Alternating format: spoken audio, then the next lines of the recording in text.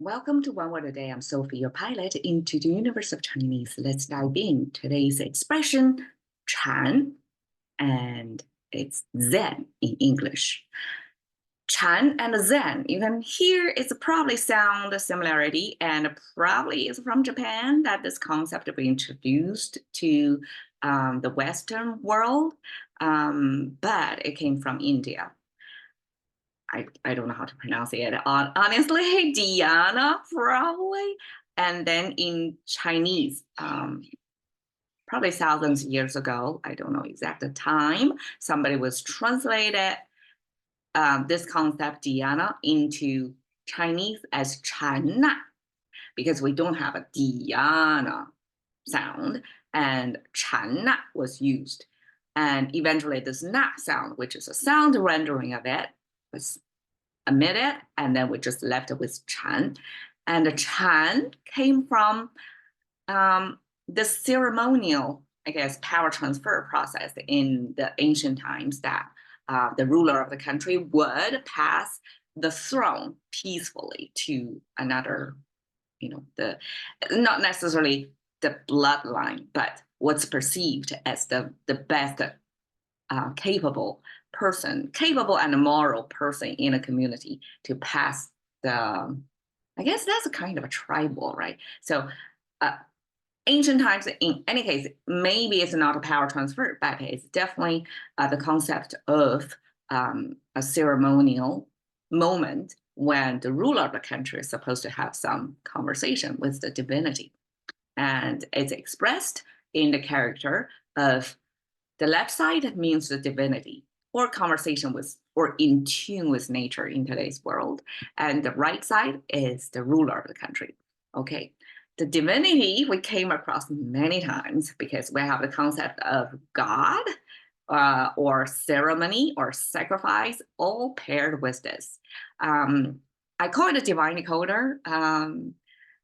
Okay, the divinity was expressed by there are many versions of why so, right? Speculations, because we don't have a direct phone line to the ancient times who invent this character. So the theories go, and I subscribed best to this one, which is the 3 vertical lines means time, past, present, future. And the 2 horizontal lines means heaven on the top, earth at the bottom, just visually. So we use this time and the space to represent the visible, I guess, or the consciously understandable world or universe or nature, however, whatever big words you can think of that's out there, that's beyond our time span, or however small domain we can roam on Earth, right? Our existence is only such a small speck in comparison to the vast or perceived unlimited time and space. So this was this in tune with nature concept.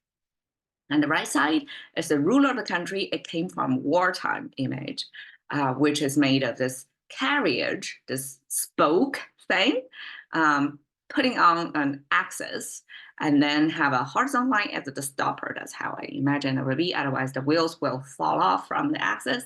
And so this is related to wartime. Only the higher rank officials are going to have war chariot. And they stand on it because then they have a better vantage point than anybody else. And then the 2 mouths on top of it, representing 2 runners. I mean, we put 2, it must be multitudes of them, that this general are going to give order to them, and they are going to run to different parts of the army, positioned at different locations, so that everybody have the same instruction at roughly the same time. And that's, I would imagine, critical in the wartime back then before they have a direct phone line to call. All right, so this general of the army eventually defines the ruler of the country. And I guess the rulers of the country, besides their political, cultural, economic decisions, they have this military role as well. So that's why they were described from this military moment.